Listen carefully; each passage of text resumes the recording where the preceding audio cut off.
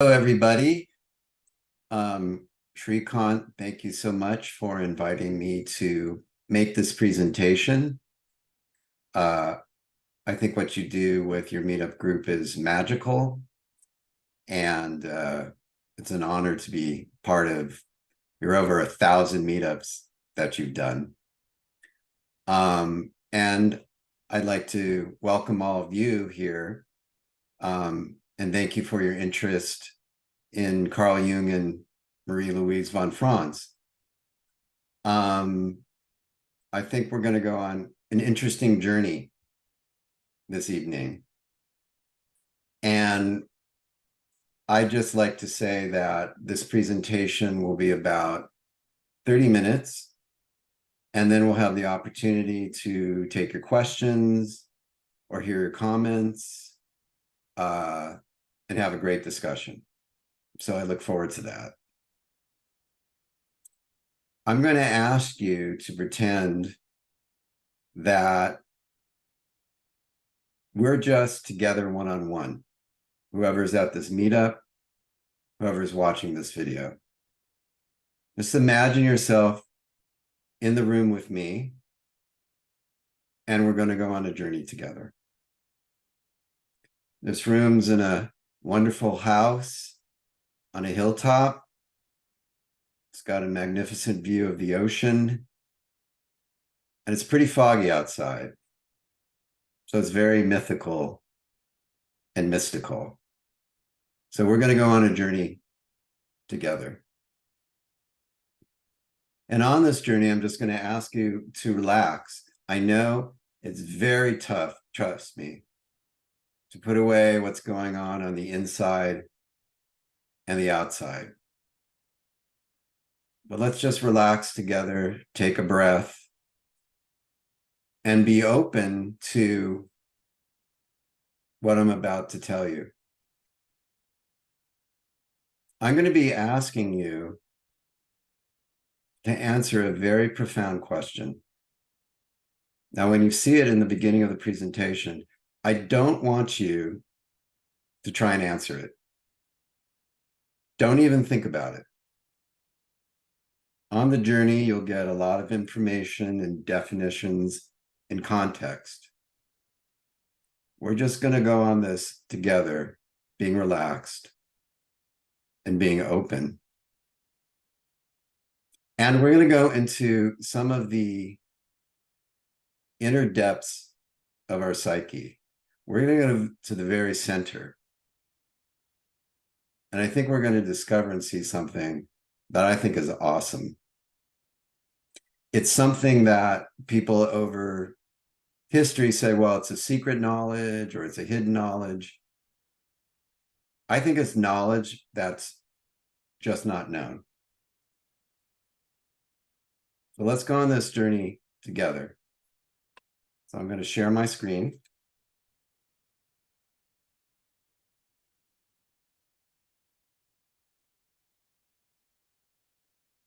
And can you see this okay? Yes. Okay. So here's the question. And remember what I said. Don't really think about this question. But the question is, are you a Puer Aeternus? Or are you a conscious hero? This journey is my journey. And Joseph Campbell, the mythologist, taught me to think that I was on a hero's journey, which I love. So we're on this hero's journey together. And where we are right now is where I was in my early 30s. I was in a very dark place. Psychologically, physically, professionally, it was all a mess. I was in the dark forest, the wasteland, the underworld. I had no idea what the path forward was. I was lost. And I know you and many other people can get to this place. I also know that societies and cultures can get to this place. So to comfort myself, I would go to my cousin's small apartment and just sit there and be around him and look at his bookshelves. He had a great book collection.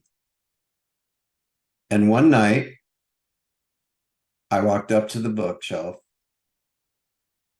and I saw this book. I had no idea what this meant. I was, however, intrigued by this picture. So I turned the book around and it said, the author Marie-Louise Von Franz worked directly with C.J. Jung for nearly 30 years. Now I knew who Carl Jung was. I knew nothing about Marie-Louise Von Franz. And I really didn't know that much about Jung, but I continued. I read on. Well, here's our definition. Puer Aeternus, eternal child, is Von Franz's classic study of the youth within us. Resistant to commitment in work and relationships, and unable to completely abandon the dreams and fantasies of adolescence. And this next paragraph shook me to my core. Von Franz shows how this childhood innocence can thwart our self-actualization and doom us to adolescent delusions and provisional living. I didn't know what self-actualization meant, but these words doom and delusions, something inside me really got stirred up. And what did she mean by this phrase, provisional living? Well, Jung says the provisional life, where one does not exist really, they are only a spectator, so any experience is ghost-like, perfectly abstract, without a trace of realization. What did he mean by without a trace of realization? What are we supposed to realize? Now, looking back now, I understand what he meant, but back then, I had no idea. It just was stirring me up. What provisional life, realization, what's happening? So I opened the book, and Von Franz started to describe a puer. Puer has a constant inner refusal to commit oneself to the moment. One has no need to adapt, for that would be impossible for such a hidden genius. An arrogant attitude arises towards other people due to both an inferiority complex and false feelings of superiority. A secret thought that one day one will be able to save the world. Well, I'm not going to tell you all the characteristics back then I fulfilled, but I was definitely a puer. I was sort of shocked. Boy, she's really describing a lot of parts of myself. So she said, in order to get into the deeper background of the whole problem, I want to first interpret The Little Prince. This really threw me for a loop. I don't know what I was expecting in this book, some sort of very psychiatric, medical, textbook sounding thing. Why is she talking about The Little Prince? I love The Little Prince. Where are we going with this? I had no idea. I love the author of The Little Prince, Anton de Saint-Exupery. He was a very romantic and dashing figure. He was French. He was a pilot who flew airmail routes in Europe, Africa, and South America. In 1935, he and his mechanic crashed in the Libyan desert, and they barely survived. That experience had a great influence on him as he created The Little Prince, which he wrote in 1942 in New York. In 1944, during World War II, when he was 44 years old, he disappeared on a reconnaissance mission over the Mediterranean. He was a celebrity. This was international news. The Little Prince sold an estimated 140 million copies worldwide, which makes it one of the best-selling in history. The book has been translated into over 505 different languages and dialects worldwide, being the second most translated work ever published, trailing only the Bible. This was an extremely popular work that she was tackling. So what did she say about the Little Prince? And I quickly realized she wasn't really talking about the character of the Little Prince. She was talking about the character of who wrote the Little Prince, which I was fascinated by. Because usually when I read books, I really didn't think that much about the authors. I mean, I sort of knew their reputation. Oh, I like the books by them. But she was focusing on how the Little Prince represented the personality of the author. She'd started off by saying, a very cold, brutal man somewhere in the background. I'm like, whoa, what? He believes that his childhood life is the true life. He has not found a bridge which could take over what we would call the true life into the adult life. Like, wow, pretty harsh. She continued, he speaks mockingly of the grown-up world and grown-up people. The Puer refuses to accept reality as it is. His attitude is a form of egotism, of narcissism. I was pretty taken aback. What did she say about the Little Prince and his relationship with his rose? He gives away the fact that he was not up to the vanity and mood, as well as the charm and beauty of the rose. The moodiness and all the difficulties with the haughty princess in this rose drove him from the planet.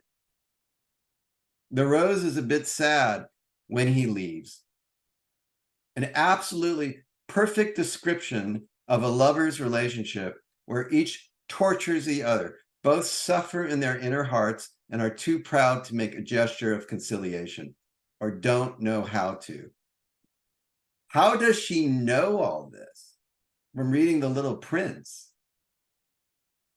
Well, when you go through Puer Aeternus, it's stunning.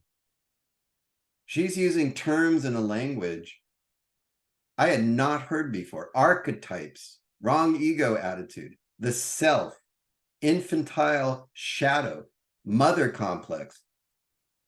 What did this all mean?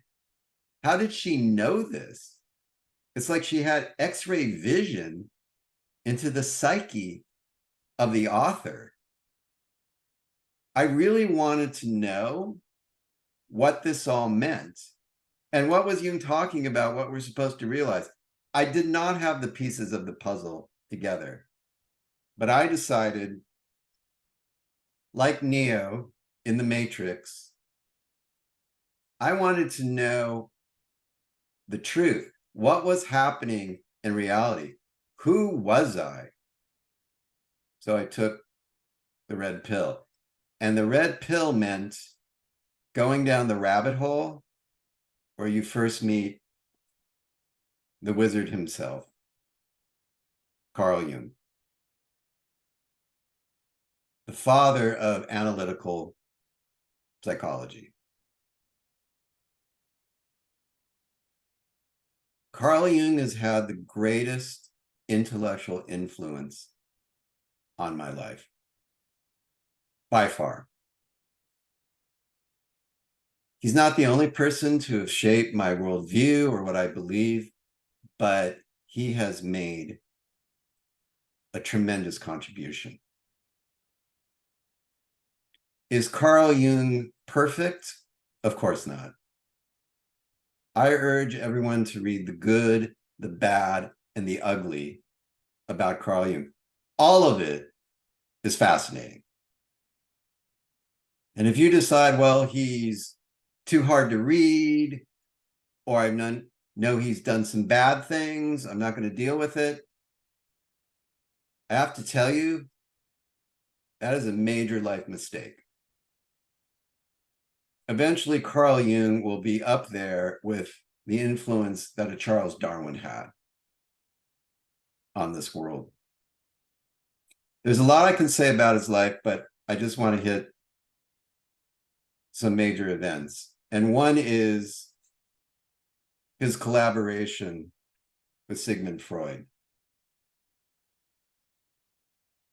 Sigmund Freud, of course, the father of psychoanalysis. And Carl Jung saw him as a father figure. And Sigmund Freud saw Carl Jung as his golden boy. They both were incredibly rational, scientific thinkers. And I urge you to study their relationship. There's amazing letters. There's lots of books, some great movies. It's fascinating how these two collaborated. But Carl Jung was very different than Sigmund Freud. Carl Jung had a very spiritual outlook on life that Freud did not share and did not like, because Freud was struggling to make psychology and psychoanalysis palatable to the scientific community. And he really warned Jung that spiritual stuff, they're going to think it's mumbo jumbo. Jung's reaction was he never budged an inch from what he believed. Freud thought the libido was, sexual drive. Jung was thinking of the libido as this sort of psychic, creative drive. And so it created tremendous growing tension between them. And at a certain point, Jung published Psychology of the Unconscious. Well, this was like the final straw for Freud. He's like, you're a non grata to me. This book's also known as Symbols of Transformation. This is a modern cover, but I like this cover because you have the archetypal hero and the sword, and you're in sort of a cave and there's a dragon. And I got to tell you, this book is an incredibly hard book to read. It's full of amazing insights, but it's a slog. I didn't read this book because, it was his first major work and it created a schism with Freud. I read this work because I heard an interview with Joseph Campbell, who said that this book, Symbols of Transformation, had a tremendous influence on him and how he thought about mythology. And I remember I went to the library of Pacifica with my cousin Jeff, Pacifica on the West Coast. Why did I go there? Because Joseph Campbell's library was there. I was surprised, but it was there. And I went in there, and I was like an archaeologist. I was like a treasure hunter. I was looking for this book on all the bookshelves, and I found it. I found Joseph Campbell's copy of Jung's Symbols of Transformation. It was like holding the Shroud of Turin for me. I opened the book, and I could see the notes Joseph Campbell took in this book. Profound.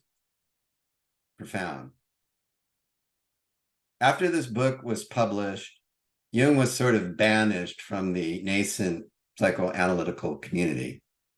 And around that time, World War I broke out. Major chaos. Chaos around Jung, chaos in his own head. And he retreated to his castle-like home in Switzerland and proceeded to have a major psychological breakdown. Now, to put it in context, Jung did marry one of the richest women in Switzerland. He had a great lake view in the backyard. He still had his practice. He had friends.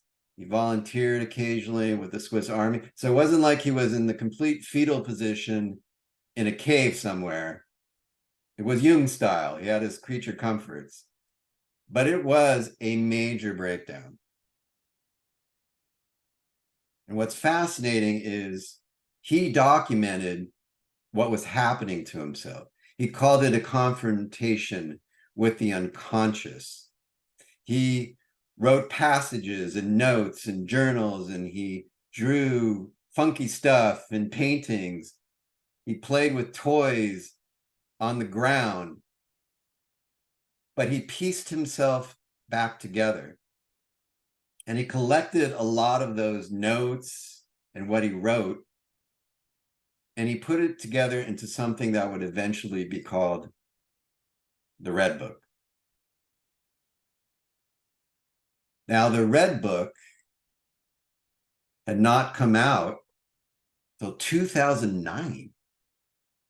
It remained hidden away, and it came out, and I actually went to the UCLA Hammer Museum in 2010 and saw it. So it was up there with holding Joseph Campbell's book. So I'm looking at Jung's Red Book. I knew it was important, but if I thought Psychology of the Unconscious was a hard read, this was incomprehensible. I just wouldn't do it. It was all over the map. I had no idea what was going on, but I did know there was something very important in this book. And I had that thought of that realization that Jung wanted us to have. But I gave up. I just couldn't handle the Red Book. Now, after this time, his confrontation with the unconscious, after he put himself back together, Jung continued to build his international reputation. And some of the richest people in the world would travel to him to be his patients.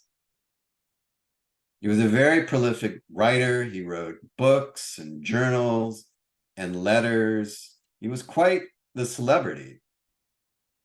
And I look at the pictures of Jung, and I'm finally struck looking back this time around. He had a look on his face as like, I know something. I know something. What? What do you know? Around 1933, Jung meets Marie-Louise Von Franz. She's 18 years old. Marie-Louise Von Franz was born in Munich, and when she was 4, her family moved to Zurich, where she spent most of her life. And she was introduced to Jung, and she needed to make money to put herself through school, so she started translating some of Jung's work. Well, this formed an amazing collaboration for the rest of Jung's life. Because of all his students and his patients and people he met, Jung looked at Von Franz and go, this woman is very, very special. This woman is very important to me. And I could only imagine the discussions they had. It's probably one of the most powerful collaborations in history. Sitting by the lake, walking through the Alps. I have this image that Jung's like this Gandalf Merlin figure with the secrets of nature, giving it to his young disciple, who's very, very, very sharp. Jung's amazing, but like I said, he's a very tough read. Most of the time. There are parts where it really flows. But with Von Franz, it always flows. It's uncanny. It's like how she downloads Jung's information. Amazing. So over the years, I just got everything I could by Jung, by Von Franz about them. This is only a portion of what they did. But look at the title. It's amazing. It's so fascinating, especially Von Franz books about fairy tales.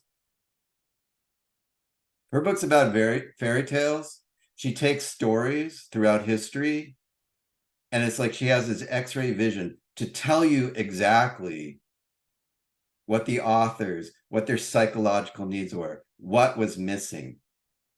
Incredibly powerful insight. So I read these books over the years, and finally, I felt I was prepared to go back to the Red Book. Because now I knew what I was looking for.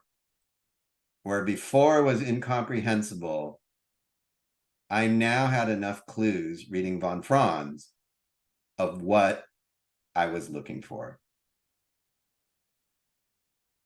And I found it. It was unbelievable. It was unbelievable because I understood what he was talking about.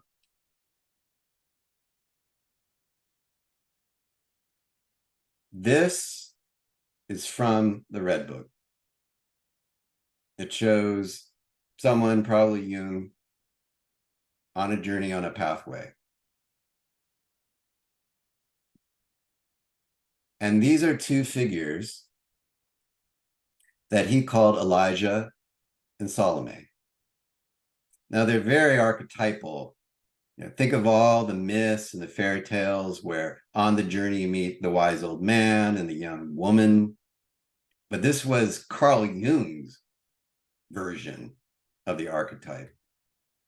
And he wrote, Elijah said to him, "We are real and not symbols." He placed the date on the winter solstice, which sort of makes me laugh. I know Carl Jung's a great storyteller. Who knows if it happened on the solstice? But of course, it happened, the winter solstice, probably at midnight, where he had this revelation. But what was he saying? And he eventually called these symbols the animus and the anima, the spirit and the soul. He was saying in the Red Book, they were speaking to him, autonomous, independent characters, saying the spirit and the soul within you are real. We are not symbols. Now, Carl Jung wasn't someone smoking peyote in a desert who had a vision. This is one of the most rational, scientific minds in human history, the founder of analytic psychology, describing this. And then he shows the dialogue he's having with his own spirit and soul. They say, we certainly are what you call real. Here we are, and you have to accept us. The choice is yours. And here's what's so profound about that. Whether you like it or not, whether you accept it or not, you have almost this divine energy inside you. And this divine energy has a character to it, your spirit and soul. And you need to learn what they are and what they want and how they're trying to communicate with you and how they're trying to guide you. That's really when he's talking about that realization. Now, when I'm using terms like divine and spirit and soul, it sounds very religious, but I'm not looking at it through that lens. I'm looking at it through a psychological lens. How can this help me psychologically heal and be healthy and be happier. Now, Jung talks a lot about the psychological ramifications of what he's talking about here, and I encourage you to read it. It's fascinating. But like I said, I'm just looking at this from a psychological standpoint. And this is awesome to me. I realized eventually that I could become a conscious hero who's helping my spirit and soul. I have a role to play with these characters. I'm just not a spectator. We have a conscious, heroic role to play with our own spirit and our own soul. So now I look back at this book. I'm amazed I found this book when I did. Of all the works of Jung and von Franz, this book was such a key to unlocking so many mysteries. This book is a wake-up call. This book is a warning. It's not that the little prince, or really the author, are bad people, but what they're saying is, it is bad at a certain point of your life if you really revere these characters. You're stuck if you revere these characters. And then I had a crazy insight. Look at the characters that are so revered in our culture right now, who have a secret thought that one day one will be able to save the world. This is textbook Puer. This is our culture. And it's not just comic book characters. Look at our James Bond. The list goes on of the save the world characters that we find so entertaining. And it's not just entertainment. Think of the celebrities people revere, politicians, business people. And then I had another chilling insight. Are we in a Puer matrix? Like in the movie, the machines created this illusion in our minds, so we didn't understand the nature of reality.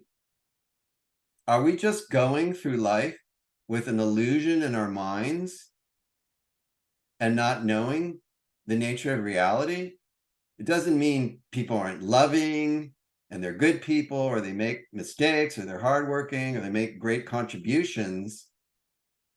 But are they traveling through life without the trace of realization that Jung's talking about? And Jung's like, hello, that's exactly what's happening. I consider the Puer Aeternus attitude an unavoidable evil. We're all sort of starting out on that pathway. And if we're not educated, we don't know any better. They don't teach Jungian theory in formal education. There's no Jung segment on the nightly news. No one really knows this information. It's out there. There's lots of Jung institutes. There's lots of writings, but it's not mainstream at all. And then Jung says, people in general just fear of the new and unknown. If you bring it up to them, they're like, hey, whatever.